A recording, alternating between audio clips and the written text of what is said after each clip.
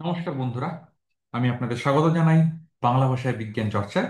এবং আজকের যে ভিডিওর বিষয়বস্তু সেটা হলো স্টেবল ম্যাচিং প্রবলেম। এবং এই সমস্যা এবং এর যে অ্যালগোরিদম, তার জন্য এটা একটা নোবেল প্রাইজ জেতা অ্যালগোরিদম, নোবেল পুরস্কার প্রাপ্ত অ্যালগোরিদম এবং খুবই ইন্টারেস্টিং প্রবলেম। আমরা এটা একটা কম্পিউটার সায়েন্স বা অ্যালগোরিদমসের ফান্ডামেন্টাল প্রবলেম। এবং এটা দিয়েই আমরা শুরু করছি টেকনিক্যাল কন্টেন্ট আমাদের এই কোর্সের।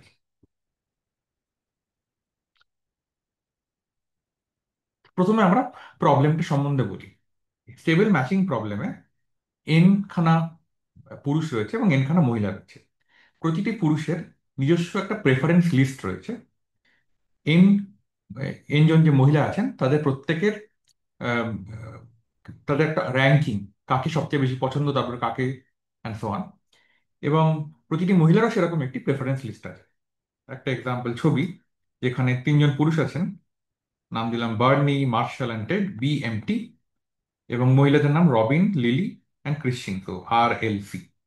এবং আমরা দেখতে পাচ্ছি প্রত্যেকের একটা প্রেফারেন্স লিস্ট রয়েছে। বার্নির প্রথম পছন্দ ক্রিস্টিন, C, তারপরে লিলি, L, তারপরে রবিন, R। বাকি দুজন মার্শাল এবং টেডেরও সেরকম পছন্দ রয়েছে। অন্যদিকে রবিনের পছন্দ বার্নি 1 নম্বর, 2 নম্বর টেড, 3 নম্বর মার্শাল, এবং বাকিদেরও অন্যান্য পছন্দ আছে। তা আমাদের গোল হচ্ছে প্রতিটি মহিলা এবং পুরুষকে ম্যাচ করা। মানে এই ক্ষেত্রে যেমন তিনজন পুরুষ তিনজন মহিলা আছে, আমরা তিনটে কাপল বা তিনটে জুড়ি চাই যেগুলো স্টেবল, মানে স্থিতিশীল। স্টেবলের সংজ্ঞা বুঝতে গেলে প্রথমে আমরা একটু বলিউডের সিনেমার দিকে যাই। এই স্লাইডসগুলো আমি আমার ডিজাইন অ্যানালিসিস কোর্স IAS যে পড়াচ্ছি তার জন্য ব্যবহার করছি, ফলে অনেকগুলোতেই হিন্দি সিনেমার এক্সাম্পল ইউজ করা হয়েছে, কারণ সেগুলো নর্মালি অবাঙালিদের ক্ষেত্রে বেশি তারা তারা রিলেট করতে পারে তার সঙ্গে। তো এই যে এক্সাম্পলটা, এটা একটা হিন্দি সিনেমা কভি আলবিদা না কেহনা থেকে নেয়া। এক্ষেত্রে সিনেমাতে দেখা যাচ্ছে দুটি জুড়ি রয়েছে, Shah Rukh S and Preity Zinta P, and Abhishek Bachchan A and Rani Mukherjee R। এদের ইনিশিয়াল যে জুড়ি সেটা হচ্ছে Shah Rukh and Preity and Abhishek and Rani. কিন্তু প্রেফারেন্স লিস্ট যখন দেখা হচ্ছে, শাহরুখের প্রথম পছন্দ রানী, তারপরে প্রীতি, রানীর প্রথম পছন্দ শাহরুখ, তারপরে অভিষেক। ফলে এক্ষেত্রে একটা ইনস্টেবিলিটি দেখা যাচ্ছে, কারণ এই যে মোটা এজগুলো দেখা যাচ্ছে শাহরুখ অ্যান্ড রানী, এটা হচ্ছে top preference from Shahrukh to Rani and Rani to Shahrukh.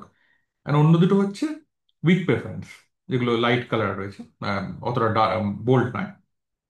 তো এক্ষেত্রে কি হবে, শাহরুখ অ্যান্ড রানী উইল এর একটা পেয়ার ফর্ম করবে, এবং আগের যে পেয়ারিং ছিল SP and AR সেটা ব্রেক হয়ে যাবে। তো এর একটা ইনস্টেবিলিটি। আমরা একটা ম্যাচিং মানে প্রতিটা পুরুষ এবং মহিলা, আম, কেউই প্রতি যদি কেউ ম্যাচড হয়, তার মানে সে একজনের সঙ্গে তার জুড়িদেরই হয়েছে। দুজন পুরুষ সেম মহিলার সঙ্গে ম্যাচড হবে না, বা দুজন মহিলা সেম পুরুষের সঙ্গে ম্যাচড হবে। Matching is stable if it is perfect. তো প্রত্যেকেই ম্যাচড হবে, মানে এনখানা জুড়ি সম্ভব যদি KNN একটা বাইপার্টাইট গ্রাফ হয়। KNN প্রতিটাই ম্যাচড হয়েছে। এবং দের ইজ নো ইনস্টেবিলিটি।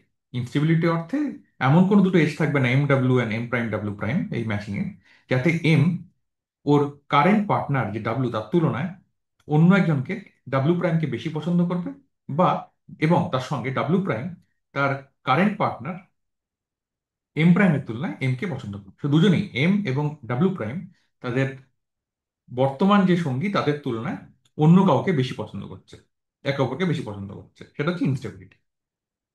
এবার আমরা আমাদের এক্সাম্পল দিয়ে যাই এবং দেখি কোন কোন ম্যাচিং গুলো ক্ষেত্রে স্টেবল। এই এই এক্সাম্পলে দেখা যাচ্ছে Barney and Robin matched, Marshall and Lily matched, এবং টেড অ্যান্ড ক্রিশ্চিয়ান ম্যাচড। এক্ষেত্রে দেখা যাচ্ছে প্রতিটি মেয়েই তাদের বেস্ট প্রেফারেন্স পাচ্ছে, তাদের সেরা পছন্দ পাচ্ছে, রবিন বার্নিকে, লিলি মার্শালকে এবং ক্রিস্টিন টেডকে। তো এরা প্রত্যেকেই হ্যাপি থাকবে এবং কেউই ব্রেক করবে না। যদি কেউ তার টপ প্রেফারেন্স পায়, তাহলে তার কোনো মতেই অন্য ব্রেক করার প্রশ্ন উঠছে না। দ্বিতীয় ম্যাচিংটা যখন দেখা যাচ্ছে, তখন দেখা যাচ্ছে বার্নি পাচ্ছে ক্রিস্টিনকে, টেড পাচ্ছে লিলিকে, আর মার্শাল পাচ্ছে রবিনকে। এক্ষেত্রে প্রতিটি পুরুষ হ্যাপি, কারণ বার্নির প্রথম পছন্দ ছিল রবিন, মার্শালের প্রথম পছন্দ ছিল লিলি, এবং টেডের প্রথম পছন্দ ছিল ক্রিস্টিন। সরি, টেডের পছন্দ ছিল লিলি, মার্শালের রবিন, এবং বার্নির ক্রিস্টিন, এবং ওরা সেই প্রেফারেন্সই পাচ্ছে। তো দুটোই স্টেবল ম্যাচিং। তৃতীয় এক্সাম্পলটা একটু নন ট্রিভিয়াল। সেক্ষেত্রে কেউই তার প্রথম পছন্দ পাচ্ছে না, না ছেলেরা না মেয়েরা, প্রত্যেকে যাদের দ্বিতীয় পছন্দ পাচ্ছে এই ছবিতে। বার্নি পাচ্ছে লিলিকে, এটা দ্বিতীয় পছন্দ, আবার লিলিও পাচ্ছে বার্নিকে, এটা দ্বিতীয় পছন্দ। একটু ভাবলে দেখা যাবে এটাও স্টেবল ম্যাচিং। যেমন যদি বার্নিকে দেখা হয়, ও এখন লিলিকে পাচ্ছে, কিন্তু লিলিকে যদি এই এজটা ব্রেক করতে হয়, ওর একমাত্র অপশন যদি ও ক্রিস্টিনের সঙ্গে সম্পর্ক স্থাপন করতে পারে। কিন্তু ক্রিস্টিন যখন দেখা হচ্ছে, ক্রিস্টিনের জন্য ও কারেন্টলি পাচ্ছে মার্শালকে, যাকে ও প্রেফার করছে বার্নির থেকে বেশি। ফলে ক্রিস্টিনের কোনো মোটিভেশনই নেই এই এই বন্ডটা ব্রেক করার। ফলে এটা একটা স্টেবল ম্যাচিং। প্রতিটা এদের ক্ষেত্রে দেখা যেতে পারে যে এই তিনটে যে এজ রয়েছে এটা কখনোই ভাঙছে না। আমরা চতুর্থ একটা এক্সাম্পল নিচ্ছি, যখন ম্যাচিংটা এইভাবে বার্নির সঙ্গে লিলি, মার্শালের সঙ্গে রবিন, এবং টেডের সঙ্গে ক্রিস্টিন। এক্ষেত্রে যদি আমরা টেড এবং রবিনকে দেখি, সেক্ষেত্রে কিন্তু একটা সমস্যা রয়েছে। টেড রবিনকে পছন্দ করে ওর প্রেজেন্ট পার্টনার ক্রিস্টিনের তুলনায়, আবার রবিন পছন্দ করে টেডকে ওর প্রেজেন্ট পার্টনার মার্শালের তুলনায়। ফলে এটা একটা ইনস্টেবল ম্যাচিং। এক্ষেত্রে টেড অ্যান্ড রবিন একটা ম্যাচিং ক্রিয়েট করতে পারে। তো এই এই সমস্যাটা যদি আমরা স্টেবল ম্যারেজ বা পুরুষ এবং মহিলার দিয়ে শুরু করলাম, যেভাবে গেল অ্যান্ড শ্যাপলি যে অরিজিনাল পেপার, যেটা নোবেল প্রাইজ উইনিং পেপার, সেখানেও বলা হয়েছিল, এটা অন্য অনেকভাবে দেখা যেতে পারে। হসপিটালের সঙ্গে ডক্টরের অ্যাসাইনমেন্ট বা অন্যান্য বিভিন্ন ক্ষেত্রে, যেখানে দুটো দল রয়েছে এবং আমরা চাই প্রতিটা দল একটা দলের সঙ্গে অন্য দলকে ম্যাচ করতে। তো প্রথমত এটা পুরোপুরি ক্লিয়ার নয় যে সমস্ত রকমের প্রেফারেন্স লিস্টে তো অনেক রকমের exponential number of preference list থাকতে পারে, সবার জন্যই যে একটা স্টেবল ম্যাচিং থাকবে তেমন কিন্তু কোনো গ্যারান্টি নেই। তো এটা একটা এক্সিস্টেন্সিয়াল প্রশ্ন, যেটা আমরা জানি না এখন। আর যদি বা থাকেও, সেটা কি আমরা এফিসিয়েন্টলি, মানে দ্রুতভাবে আমরা সেটা খুঁজে বার করতে পারবো, সেটা একটা অ্যালগরিদমিক কোশ্চেন। তো সেইটা নিয়ে আমরা ভাববো। তার আগে আরেকটু সময় আমরা কাটাই এই ম্যাচিং প্রবলেমটা নিয়ে, এবং তার জন্য আমরা আবার বলিউডে ফিরে যাচ্ছি। আমরা চারটে কেসে এবং ডিফারেন্ট কেসে এই স্টেবল ম্যাচিং এর প্রপার্টি কি হতে পারে সেটা দেখছি। প্রথমটা, আমার বেশিরভাগ মুভি এক্সাম্পলগুলি 1990s বা 2000 এর সময়। যদি নতুন মুভি আসে আমাকে এখানে বললে, বা ইভেন বাংলা যদি ছবি থাকে, চলচ্চিত্র কোনো, যাতে এই মডেলটা রাখা যাবে, তাহলে আমাকে কমেন্টে লিখতে পারেন, আমি তাহলে সেরকম চেঞ্জ করে দেবো। তো এই হিন্দি সিনেমাতে শাহরুখ এস অ্যান্ড অক্ষয়, দুই পুরুষেরই সেম পছন্দ। মাধুরী প্রথম পছন্দ, দ্বিতীয় করিশ্মা। একই রকম ভাবে মহিলাদের ক্ষেত্রে সেম পছন্দ, প্রথম শাহরুখ, তারপর অক্ষয়, দুজনের জন্যই। তো মেন হ্যাভ সেম প্রেফারেন্স, পুরুষদের সেম একই পছন্দ এবং মহিলাদেরও একই পছন্দ। এক্ষেত্রে আমি লাল রং দিয়ে ছেলেদের পুরুষদের প্রধান পছন্দ দেখিয়েছি, এবং সবুজ রং দিয়ে মহিলাদের প্রধান প্রধান পছন্দ দেখিয়েছি। এবার যদি আমরা এখানে ম্যাচিং গুলো কনসিডার করি, প্রথম ম্যাচিংটা হচ্ছে শাহরুখ অ্যান্ড মাধুরী। এটা কিন্তু ম্যাচড, কারণ প্রত্যেকেই, এটা কিন্তু স্টেবল ম্যাচিং, কারণ প্রত্যেকেই নিজের প্রথম পছন্দ পাচ্ছে। যদিও প্রত্যেকে, মানে শাহরুখ এবং মাধুরী, যদিও বাকি অক্ষয় এবং করিশ্মা প্রথম পছন্দ পাচ্ছে না, কিন্তু যেহেতু অন্য এজটা স্টেবল হয়ে যাচ্ছে, এই এজটা অটোমেটিক্যালি স্টেবল, এরা কখনোই এটা ভাঙতে পারবে না। অন্যদিকে যদি ম্যাচিংটা শাহরুখের সঙ্গে করিশ্মা আর অক্ষয়ের সঙ্গে মাধুরীর হয়, তাহলে আবার এইটা ব্রেক করে একটা ইনস্টেবিলিটি সৃষ্টি হচ্ছে। তাহলে একমাত্র এটাই স্টেবল ম্যাচিং। অন্য একটা এক্সাম্পল, যখন মেন হ্যাভ সেম প্রেফারেন্স, তাদের একই পছন্দ, কিন্তু women have different order order. এটা একটা হিন্দি সিনেমা রঞ্জনা থেকে নেয়া, যেখানে অভয় দেওয়ালের প্রথম পছন্দ এবং সোনাম সোনাম কাপুর, এবং ধনুষেরও প্রথম পছন্দ সোনাম কাপুর। বাট অন্যদিকে সোনাম কাপুর আর বিন্দিয়া, মানে স্বরা ভাস্কর, তাদের পছন্দটা উল্টো হয়। একজনের প্রথম পছন্দ অভয় দেওল, তারপরে ধনুষ, আরেকজনের ধনুষ, তারপরে অভয় দেওল। এই কনটেক্সটে দেখা যাচ্ছে, যদি আমরা ম্যাচ করি এইভাবে, সেটা একটা স্টেবল ম্যাচিং, যেখানে তিনজন তাদের প্রথম পছন্দ পাচ্ছে, খালি ধনুষ তার প্রথম পছন্দ পাচ্ছে না।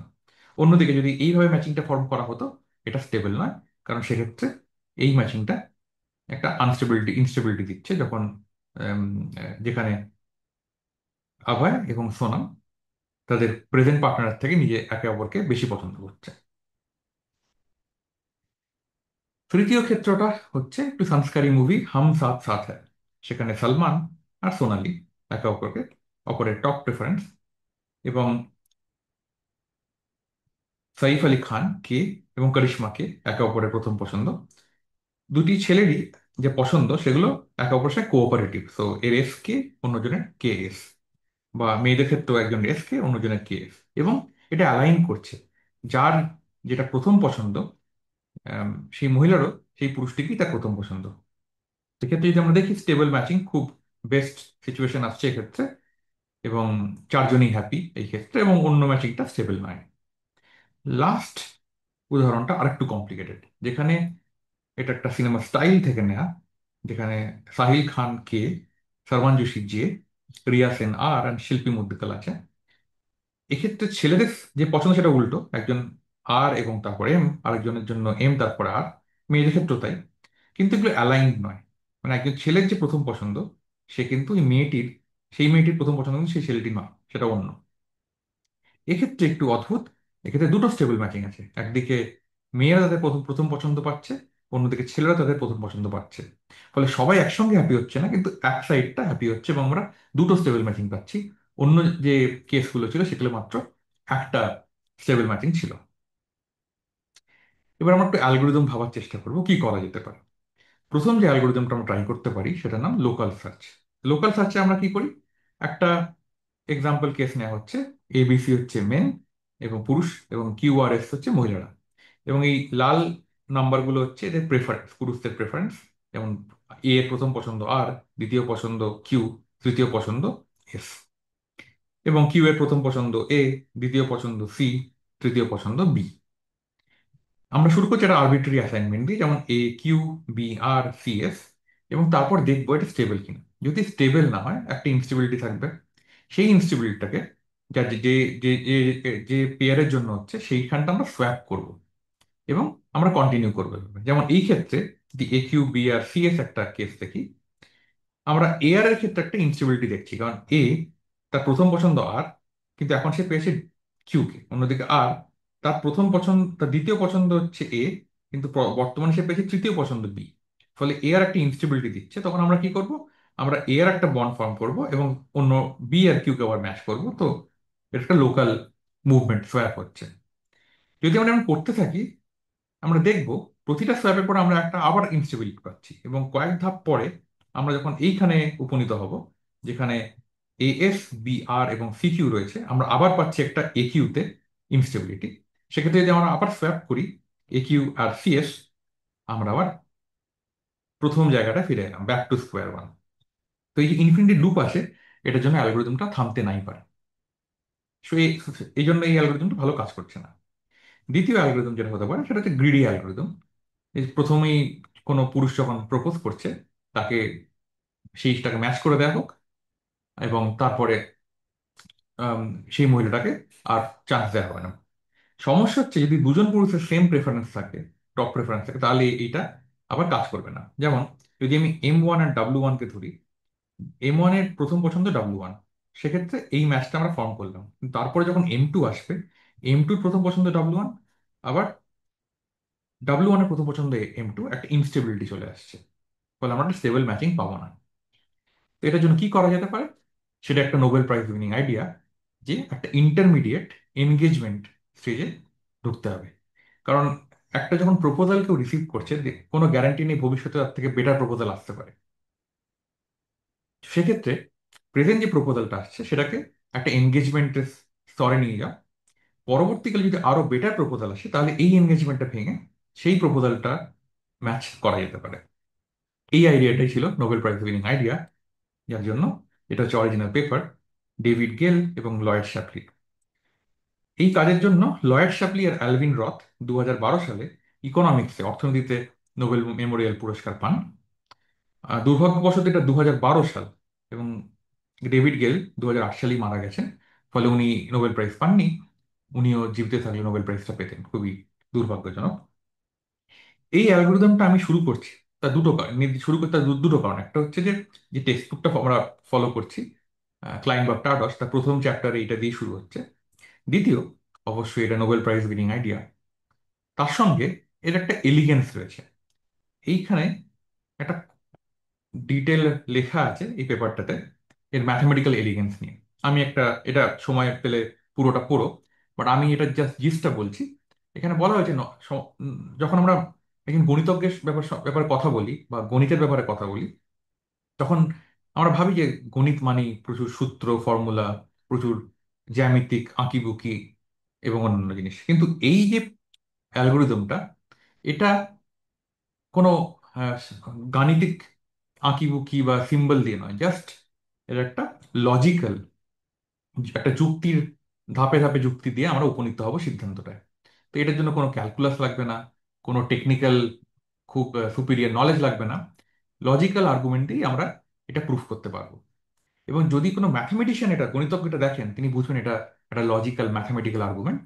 অন্যদিকে যারা ম্যাথমেটিক্যালি ট্রেন নন, তারা কিন্তু একটু সমস্যায় পড়বেন এই বিষয়টা বুঝতে।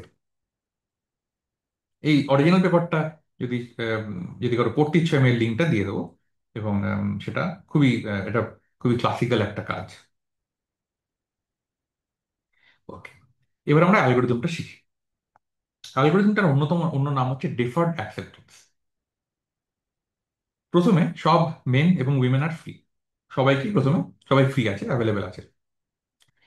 এবার একটা ওয়াইল লুপ আছে, সেখানে বলা হচ্ছে যতক্ষণ একজন অন্তত ফ্রি ম্যান রয়েছে এবং সে সবাইকে প্রপোজ করেনি, সমস্ত মহিলাকে, ততক্ষণ এই লুপটা চলবে।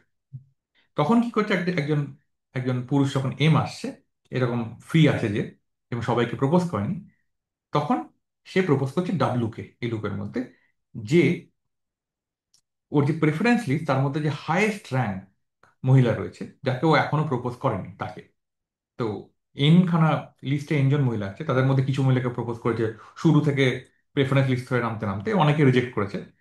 বাকি যারা রিজেক্ট করেনি, তাদেরকে এখনো প্রপোজ করেনি, তাদের মধ্যে যে হাইয়েস্ট র্যাঙ্ক, যে সর্বোচ্চ প্রেফারেন্স, তাকে প্রপোজ করবে।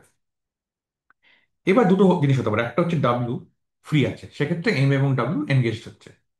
আর যদি ডাব্লু ফ্রি না থাকে, সে অন্য কারোর সঙ্গে এনগেজড হয়েছে, এম প্রাইম। এখানে আবার দুটো জিনিস হতে পারে। এক, ডাব্লু এম প্রাইমকে এম এর থেকে বেশি প্রেফার করে, সেক্ষেত্রে যে আগের এনগেজমেন্ট ছিল সেটাই কন্টিনিউ করবে এবং এমটা ফ্রি থাকবে। অন্যদিকে যদি ডাব্লু এম কে বেশি প্রেফার করে এম প্রাইমের তুলনায়, সেক্ষেত্রে এম এবং ডাব্লু এনগেজড হয়ে যাবে এবং এম প্রাইম ফ্রি হয়ে যাবে। এবং শেষে যদি অ্যালগোরিদমটা থামে, যেগুলো এনগেজড পেয়ার আছে সেগুলোকেই ফাইনাল ম্যাচ হিসেবে ছেড়ে দেওয়া হবে। তা এখনো পুরোপুরি আমরা নিশ্চিত নই কেন এটা থামবে, থামলেও কেন এটা স্টেবল ম্যাচিং দেবে, ইভেন এটা যে পারফেক্ট ম্যাচিং দিয়ে সবাই যে ম্যাচড হবে, সেটাই বা কেন হবে, সেটা পুরোপুরি ক্লিয়ার না। তো আমাদের এই যে এক্সাম্পলটা ছিল, আমরা এই এক্সাম্পলটাতে এই অ্যালগোরিদম রান করি।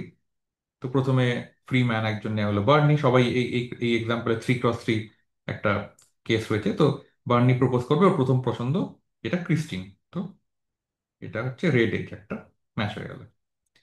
তারপরে মার্শাল এলো, ও পছন্দ করবে, ওর প্রথম পছন্দ হচ্ছে রবিন, তো ও প্রপোজ করলো এখানে। তারপরে টেড এলো, ও প্রপোজ করবে, ওর প্রথম পছন্দ লিলিকে। তো এখন তিনজনই আর অ্যাভেলেবেল নেই, সবাই ম্যাচড, তিনজন পুরুষ। আমরা থামলাম এবং এই ম্যাচটাকে রিটার্ন করলাম ম্যাচিং হিসেবে। একটু চেষ্টা করে দেখলে দেখা যাবে, ভাবলে দেখা যাবে এখানে প্রত্যেকটা পুরুষই প্রথম পছন্দ পাচ্ছে। তার মানে এটা অলরেডি একটা স্টেবল ম্যাচিং। এবং এক্ষেত্রে অর্ডারিংটা ম্যাটার করেনি, ফার্স্টে টেড তারপরে মার্শাল তারপরে বার্নি, বা ফার্স্টে মার্শাল তারপরে টেড তারপরে বার্নি করতাম, সব ক্ষেত্রেই একই সলিউশন আসবে। মানে এটা কি একটা কোইন্সিডেন্স না অলওয়েজ সত্যি, সেটা আমরা পরে দেখবো। অন্যদিকে আমরা যদি একই অ্যালগোরিদমটা ছেলেরা প্রপোজ করার তুলনায় যদি মেয়েরা প্রপোজ করতো, তাহলে কিন্তু একটা অন্য ম্যাচিং পেতাম। এক্ষেত্রে যেমন সেক্ষেত্রে রবিন পেত ওর টপ প্রেফারেন্স বার্নিকে, লিলি পেত ওর টপ প্রেফারেন্স মার্শালকে, এবং ক্রিশ্চিয়ান পেত ওর টপ প্রেফারেন্স টেডকে।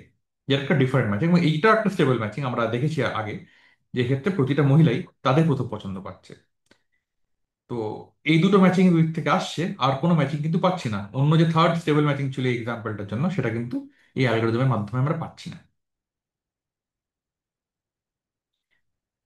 তো প্রথমে আমরা দেখতে চাই যে অ্যালগোরিদমটা থামে কিনা, তো বা আদৌ পারফেক্ট ম্যাচিং দেয় কিনা। তার জন্য আমরা এই অ্যালগোরিদমের কটা প্রপার্টি দেখতে চাই।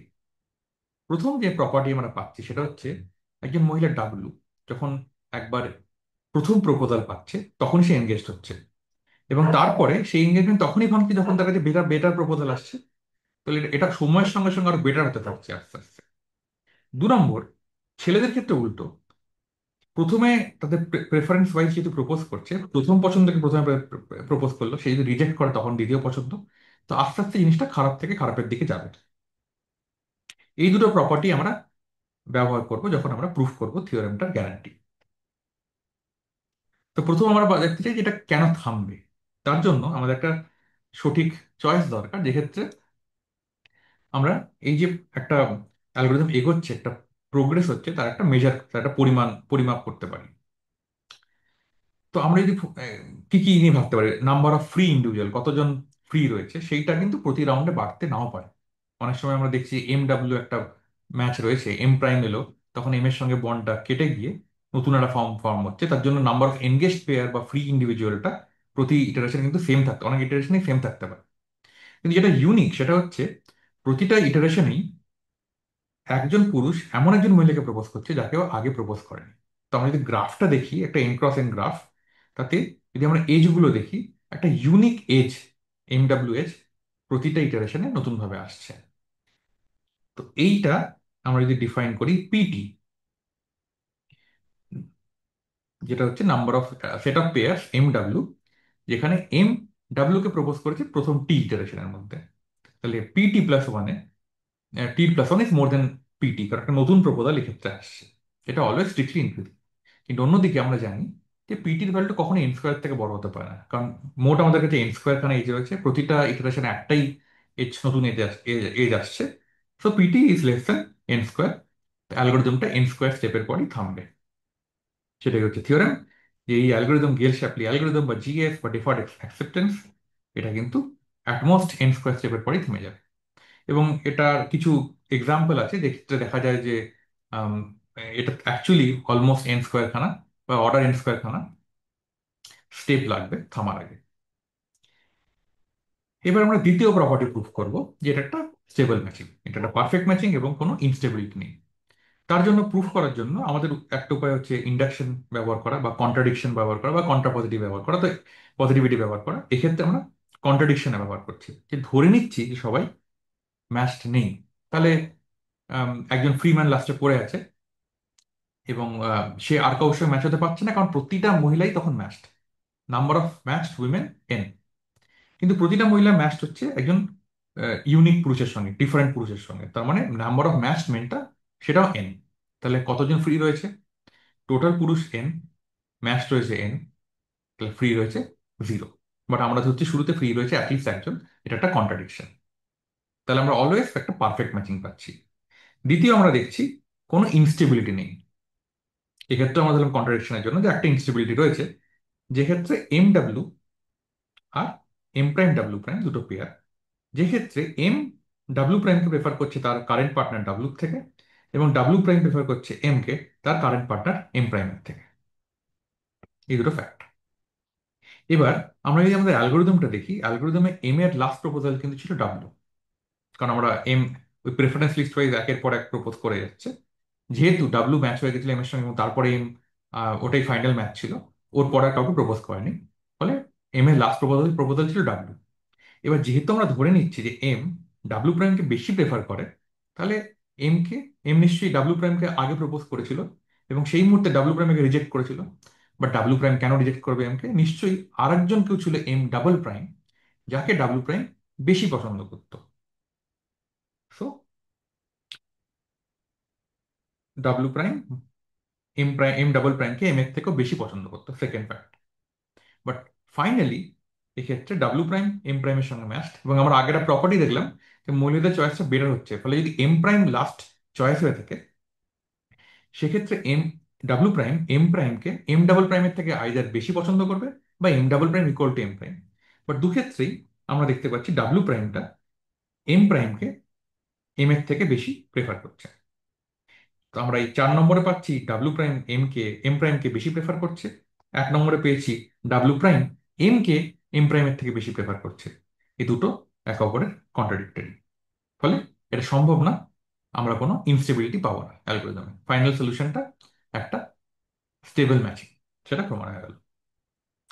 এর সঙ্গে আরো অনেক প্রপার্টি আছে।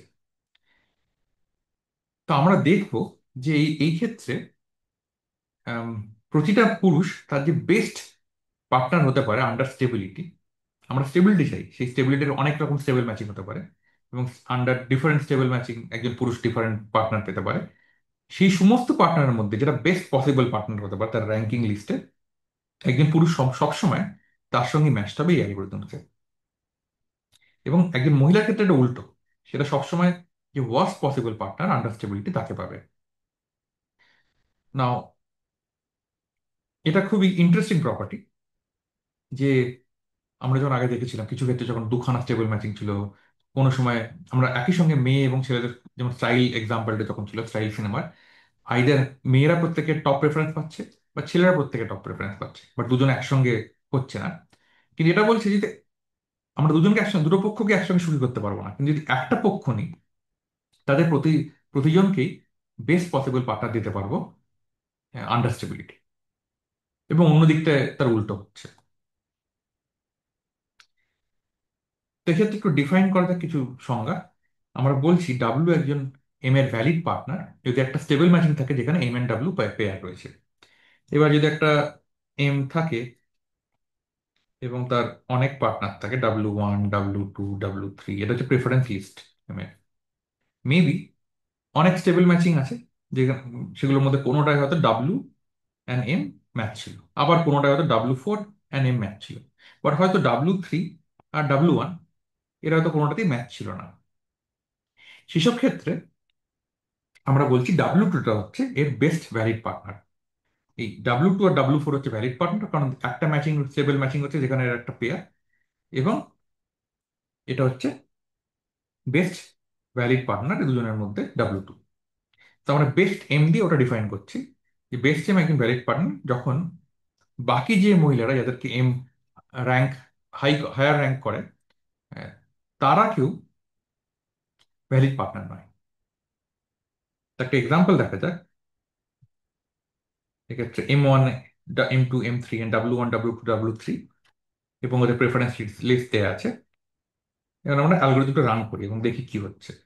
তো প্রথমে দেখা গেলো M1 প্রপোজ করছে, ওর প্রথম পছন্দ W1, তো W1 কে প্রপোজ করলো। তারপর M2 এলো, M2 প্রথম পছন্দ W1। এখন W1 দেখছে ওর প্রথম পছন্দ, ওর পছন্দ M2 M1 এর থেকে বেশি, ফলে আগের বন্ডটা কেটে দিল। এখন হয়তো M3 এলো, M3 এসে দেখলো ওর প্রথম পছন্দ W2, সো W2 কে প্রপোজ করলো, একটা বন্ড ফর্ম হলো। দেন M1 এলো, M1 যেহেতু W2 রিজেক্ট করে দিয়েছে, ও দ্বিতীয় পছন্দ W2 তাকে প্রপোজ করলো। তখন W2 দেখছে M1 এবং M3-র মধ্যে যেটা কারেন্ট পার্টনার, ও পছন্দ করছে M1 কে, ফলে ও M3-র সঙ্গে বন্ডটা কেটে দিল। তখন আবার M3 এলো, M3 তখন যেহেতু W2 রিজেক্ট করেছে W1 কে প্রপোজ করবো। এবার W1 যখন প্রপোজাল পাচ্ছে, W1 আবার দেখছে M2 থেকে M3 কেও পছন্দ করে, ফলে ও আবার M2 কেও রিজেক্ট করে দিল। সেই মুহূর্তে আবার M2 এলো, যেহেতু W1 অ্যান্ড W2, তো W2 কে এখনো প্রপোজ করেনি, ফলে W1 কে প্রপোজ করে রিজেক্টেড হয়েছে, ফলে ও W2 কে প্রপোজ করবে ওর সেকেন্ড পছন্দ।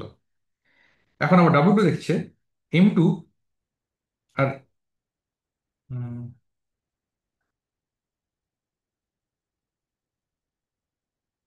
অ্যাকচুয়ালি W2 কেও বোধহয় আগে প্রপোজ করেছিল, বা করলেও এক্ষেত্রে ওই M1 কি পছন্দ করছে, ফলে আম, এটা হবে না। তো পরের পছন্দ হচ্ছে W3, M2 W3 কে প্রপোজ করলো এবং এটা ম্যাচ হয়ে গেল, ফলে আমরা একটা স্টেবল ম্যাচিং পেলাম। এরপরে যেহেতু আমরা আগেই প্রমাণ করছি যে অ্যালগোরিদমটা অলওয়েজ স্টেবল ম্যাচিং দেয়। যদি এক্ষেত্রে দেখি আমরা M1 পাচ্ছে W2 কে, M2 পাচ্ছে W3 কে এবং M3 পাচ্ছে W1 কে, এবং এদের প্রথম পছন্দ বেস্ট পার্টনার ছিল W1, W1, W2 তিন কেসে, কিন্তু কেউই প্রথম পছন্দ পাচ্ছে না। ইনফ্যাক্ট M3 ওর যে ওয়ার্স্ট পছন্দ W3 তাকেই পাচ্ছে, ফলে W3 এর ওয়ার্স্ট পার্টনার। কিন্তু আমরা যেহেতু ক্লেম করছি সেটা প্রুফ করব যে এই অ্যালগোরিদমে সবসময় আমরা বেস্ট ভ্যালিড পার্টনার পাচ্ছি, তার মানে অন্য যেগুলো আছে W2 বা W3, W1, কোনো স্টেবল ম্যাচিংই M2, W1 বা W2 কে ভ্যালিড পার্টনার পাবে না। এই তিনজনের মধ্যে যেটা বেস্ট ভ্যালিড পার্টনার হতে পারে সেটা হচ্ছে W3, এবং সেটাকেই ম্যাচ করছে অ্যালগোরিদম। তো আমরা এই থিওরিটি প্রুফ করবো যে সবসময় এটা সত্যি, একটা আহ, একটা পুরুষ এম অলওয়েজ তার বেস্ট ভ্যালিড পার্টনারের সঙ্গে ম্যাচড হবে। এবং এটা খুবই সারপ্রাইজিং যে আমরা, তার মানেটা কি, আমরা যেহেতু একটা পারফেক্ট ম্যাচিং ফাইনালি পাচ্ছি, তার মানে দুজন পুরুষের কখনোই, এবং আমরা আমরা বলছি যে প্রতিটা পুরুষ তার বেস্ট ভ্যালিড পার্টনারের সঙ্গে ম্যাচড হবে। দুটো পুরুষের কখনোই ভ্যালিড পার্টনার সেম হবে না, বেস্ট ভ্যালিড পার্টনার, যেটা খুবই সারপ্রাইজিং। কেন? এবং প্রতিটা পুরুষের জন্যই তারা বেস্ট পাচ্ছে, সেটাও সারপ্রাইজিং। প্রতিটা পুরুষ একসঙ্গে হ্যাপি হচ্ছে। এবং অর্ডার অফ প্রপোজালটা কোনো ম্যাটার করছে না, সবসময় আমরা একই ম্যাচিং পাচ্ছি। তো এটা খুবই ইন্টারেস্টিং প্রুফ। এবং এই প্রুফটা আমরা আবার কন্ট্রাডিকশনের থ্রু দিয়েই করবো। ধরা যাক প্রথমবার যখন হলো, আম, এটা সত্যি নয়, একটা পুরুষ এম তার যে ভ্যালিড পার্টনার ডাব্লু তাকে দিয়ে রিজেক্ট হয়েছে কোন এক্সিকিউশনে। আমরা প্রথমবার সেরকম দেখছি কখন হয়েছে, সেটা হয়তো এম রিজেক্ট হয়েছে ডাব্লু দিয়ে। সমস্ত পুরুষের মধ্যে, সমস্ত এক্সিকিউশনের মধ্যে প্রথমবার যখন কোনো পুরুষ তার ভ্যালিড পার্টনার ডাব্লু দিয়ে রিজেক্ট হয়েছে, তো সেক্ষেত্রে অবশ্যই ডাব্লুটা তার বেস্ট ভ্যালিড পার্টনারও হবে, কারণ আমরা সেইভাবেই প্রপোজালগুলো দিচ্ছি। তার মানে এটা কি, যখন রিজেক্ট করছে ডাব্লু, ডাব্লু তখন নিশ্চয়ই কোনো পুরুষ এম প্রাইমকে এম এর থেকে বেশি প্রেফার করে। এবার আমরা যেহেতু ধরে নিচ্ছি ডাব্লু একটা ভ্যালিড পার্টনার, তার মানে অন্য কোনো স্টেবল ম্যাচিং রয়েছে যেখানে এম আর ডাব্লু ম্যাচ রয়েছে, আর এই এম প্রাইম হয়তো অন্য কারোর সঙ্গে ডাব্লু প্রাইমের সঙ্গে ম্যাচ রয়েছে। এবং আমরা ধরছি এক্ষেত্রে ডাব্লু প্রেফার করছে এম প্রাইমকে এম এর থেকে বেশি। এবার দেখা যায় দুটো জিনিস হতে পারে, একটা হচ্ছে যে এম প্রাইমও ডাব্লু প্রাইমকে বেশি প্রেফার করে ডাব্লুর থেকে। সেক্ষেত্রে যেহেতু এম প্রাইম ডাব্লু প্রাইমকে বেশি প্রেফার করে, ওকে আগে প্রপোজ করবে এবং তারপরে ও ডাব্লুকে প্রপোজ করবে, ফলে ডাব্লু প্রাইম নিশ্চয়ই রিজেক্ট করেছে। কিন্তু ডাব্লু প্রাইম একটা ভ্যালিড পার্টনার, যদি ও রিজেক্ট করে থাকে তাহলে সেটা ফার্স্ট ইনস্ট্যান্স হবে যখন একটা পুরুষ তার ভ্যালিড পার্টনার দিয়ে রিজেক্টেড হয়েছে। সেটা আমাদের প্রথম অ্যাজাম্পশনটাকে কন্ট্রাডিক্ট করছে, ফলে সেটা সম্ভব নয়। ফলে আমি ধরতেই হবে যে এম প্রাইম ডাব্লুকে ডাব্লু প্রাইমের থেকে বেশি পছন্দ করে। সেক্ষেত্রেও আমরা আবার কন্ট্রাডিকশনে চলে আসছি, কারণ সেক্ষেত্রে এম প্রাইম ডাব্লুকে পছন্দ করে, ডাব্লু এম প্রাইমকে পছন্দ করে তাদের কারেন্ট পার্টনার তুলনায়। এটা একটা ইনস্টেবিলিটি, এই ওয়ান আর টু, এই দুটো স্টেটমেন্ট। এবং আমরা আগেই প্রুফ করেছি যে অ্যালগোরিদমসের থ্রু দিয়ে আমরা কোনো ইনস্টেবিলিটি পেতে পারি না, ফলে এটা আবার কন্ট্রাডিকশন। ভিডিওটা পজ করা যেতে পারে, এই প্রুফটা আর একবার রিওয়াইন্ড করে দেখতে পারো যদি আর আর্গুমেন্ট একটু কঠিন লাগে। মজার ব্যাপার হচ্ছে, যদিও এটা কাজ করছে বাইপার্টেড গ্রাফের জন্য, জেনারেল গ্রাফের জন্য এটা কাজ করে না। যদি টু এন জন থাকে এবং প্রত্যেকের জন্যই one to A to N minus priority list থাকে, এটা স্টেবল রুমমেট বলে, সেক্ষেত্রে কি আমরা একটু ম্যাচিং, স্টেবল ম্যাচিং পেতে পারি? সেটা কিন্তু এক্সিস্ট নাও করতে পারে। একটা এক্সাম্পল ফিগার হচ্ছে এই ক্ষেত্রে। এবং আমরা ধরলাম একটা পেয়ারিং রয়েছে এ বি অ্যান্ড সিডি। যদি এ বি অ্যান্ড সিডি থাকে, আমরা দেখছি এটা আনস্টেবল, কারণ বি তার প্রথম পছন্দ সি, আবার সি এরও প্রথম পছন্দ, এক্ষেত্রে দ্বিতীয় পছন্দ বি, তার প্রেজেন্ট পার্টনার ডি এর থেকে ও বি কে পছন্দ করছে। ফলে একটা ইনস্টেবিলিটি চলে আসছে। এবং বাকি যে এটা যে ছটা এজ রয়েছে, তিনটে পারফেক্ট ম্যাচিং হতে পারে, একটা এ বি সি ডি বা এ ডি বি সি বা এ সি বি ডি। তিনটে নিয়েই ভাবা যেতে পারে, একটু পজ করে ভাবতে পারো, তিনটে কোনো ক্ষেত্রে স্টেবল ম্যাচিং এক্সিস্ট করবে না। দ্বিতীয় অ্যাপ্লিকেশন হচ্ছে সারপ্রাইজিং, যে এই অ্যালগোরিদমটা কিন্তু আরো জেনারেল জিনিসের জন্য কাজ করতে পারে। যদি জেনারেল গ্রাফে কাজ করবে না, কিন্তু জেনারেল বাইপার্টেড গ্রাফে আরো, যে ক্ষেত্রে আম, সব হয়তো দু দু সাইডে সেম নাম্বার অফ লোক নেই, এন আর এন এর জায়গায় এক জায়গায় এন প্রাইম এক জায়গায় এন রয়েছে, বা লিমিটেড পলিগ্যামি রয়েছে, যেখানে একটা হসপিটাল আর ডক্টর হায়ারিং এর ক্ষেত্রে একটা হসপিটাল হয়তো মাল্টিপল ডাক্তারকে হায়ারিং করতে পারে। সেক্ষেত্রে এই অ্যালগোরিদম একটা ভ্যারিয়েন্ট কাজ করে, যেখানে প্রতি কেথ রাউন্ডে সমস্ত যেগুলো আনঅ্যাসাইন্ড ডক্টর রয়েছে এবং কেথ হসপিটাল যেগুলো তাদের প্রায়োরিটি লিস্টে রয়েছে, সেগুলোকে নিয়ে সেই এজগুলো কনসিডার করা হবে, এবং তারপরে হসপিটালগুলো তাদের প্রায়োরিটি যাচ্ছে ডাক্তারদের, তার ভিত্তিতে আমরা ডাক্তারদেরকে হসপিটালে অ্যাসাইন করব। এটা যে অরিজিনাল পেপার, সেটাতে পড়লে আরো ডিটেলস জানা যাবে, আমি অত ডিটেলসে যাচ্ছি না। আমি লিঙ্কটা পোস্ট করব অরিজিনাল পেপারে। এবং এটার ইংরেজি ভিডিওটাও রয়েছে আমার চ্যানেলে, সেখানেও তো এই লিঙ্কগুলো পোস্ট করা আছে। এবার ম্যাক্সিমাম কটা স্টেবল ম্যাচিং থাকতে পারে? আমরা যদি দেখি স্টেবল ম্যাচিং গুলো একটা পারফেক্ট ম্যাচিং, এবার এন খানা মেন এন খানা উইমেন থাকলে কে এন এনে কতগুলো পারফেক্ট ম্যাচিং থাকতে পারে অ্যাট ম্যাক্স? প্রতিটা পুরুষের জন্য এন খানা অপশন আছে, প্রথম পছন্দ। একটা ফিক্স করার পরে দ্বিতীয় পুরুষের জন্য এন মাইনাস ওয়ান খানা অপশন আছে, সেটা ফিক্স করার পর তৃতীয় পুরুষের জন্য এন মাইনাস টু খানা অপশন আছে। আমরা যদি দেখি এর প্রোডাক্টটা এন ফ্যাক্টোরিয়াল, সেটা একটা আপার বাউন্ড। লোয়ার বাউন্ড কি হতে পারে? আমরা যে স্টাইল সিনেমার কেস দেখলাম, সেখানে একটা to cross two K two two কেসের জন্য আমরা দুখানা স্টেবল ম্যাচিং পেয়েছিলাম। তো সেইটাকে যদি আমরা এন খানা কে এন এন ধরি, এই এন খানাকে আমরা n/2 খানা পেয়ারে ভাগ করতে পারি, এবং প্রতিটা পেয়ারের জন্য আমরা দুটো দুটো করে স্টেবল ম্যাচিং পেতে পারি। তো ওভারঅল আমরা 2 × 2 × 2 n/2 Times 2 to the power n/2 খানা পারফেক্ট স্টেবল ম্যাচিং পেতে পারি। এবার এই বাউন্ডগুলোকে আরো ইমপ্রুভ করা হয়েছে, যেমন কানুথ প্রুফ করেছিলেন improve lower bound 2.28 to the power n। এটা আরভিং অ্যান্ড লেদারের ইনস্ট্যান্সের উপরে বিল্ড আপ হয়েছে। এবং রিসেন্টলি ফক্স 2021, ফক্স হচ্ছে ফাউন্ডেশন অফ কম্পিউটার সায়েন্স, যেটা কম্পিউটার সায়েন্সের সবচেয়ে বড় কনফারেন্স, সেখানে পালমের অ্যান্ড পালভোগি ওরা শো করেছে 3.55 টু দি পাওয়ার n হচ্ছে আপার bound on number of stability. তো এখন আমরা কিন্তু সঠিক নাম্বারটা জানি না, এই দুটো হচ্ছে বাউন্ড যার মাঝখানে কোনো জায়গায় সঠিক নাম্বারটা রয়েছে। এই চ্যাপ্টারটার জন্য টেক্সট বুক রেফারেন্স হচ্ছে ক্লাইনবার্গ টাডাস, প্রথম চ্যাপ্টার, সেই জন্যই আমি এটা দিয়ে শুরু করেছি। বা সিএলআরএস পড়লে তার ফোর্থ এডিশনের চ্যাপ্টার 25.2, জে এফ এরিকসনের বইতে চ্যাপ্টার 4.5। যদি কারো প্রোগ্রামিং ভালো লাগে, কোড শেফ বা এফপিও যেতে এই প্রবলেমগুলো দেয়া আছে, তোমরা প্রোগ্রামিং করে চেকও করতে পারো তোমাদের অ্যালগোরিদমটা, এই ডিফল্ট অ্যাকসেপ্টেন্স অ্যালগোরিদমটা কাজ করছে কিনা, বা অন্যান্য অ্যালগোরিদম ট্রাই ট্রাই করেও দেখতে পারো সেগুলো কাজ করছে কিনা। এটা ডোনাল্ড কানুতের একটা বই আছে এর উপরে স্টেবল ম্যাচিং, এবং আর একটা বই গাসফিল্ড অ্যান্ড আরভিং এর, এগুলো অনেক অ্যাডভান্স টপিক, যদি কারোর পড়তে ইচ্ছা হয় খুবই অ্যাডভান্স টপিকে, তাহলে এই বইগুলো দেখতে পারো। ইনফ্যাক্ট সিএমআই তে প্রজেক্তা নিমোরকার এই টপিকের উপর একটা এন্টায়ার কোর্স পড়িয়েছেন, ম্যাচিং আন্ডার প্রেফারেন্সেস, সেটার লিঙ্কটাও আমি কমেন্টে দিই।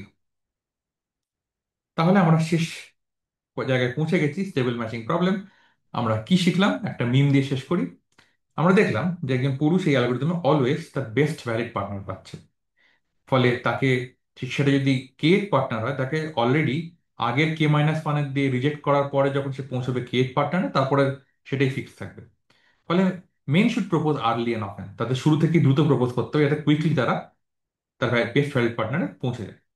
অন্যদিকে এটা এটা দেখলাম যে প্রপোজিং সাইড তারা বেটার গেইন করছে, পুরুষদের জন্য একটা বেস্ট ভ্যালিড পার্টনার পাচ্ছে, মহিলাদের জন্য ওয়ার্স্ট। ফলে মহিলাদের জন্য সলিউশন, মহিলাদের প্রপোজটা করা উচিত, যে প্রপোজ করবে সে আগে অ্যাডভান্টেজ পাবে।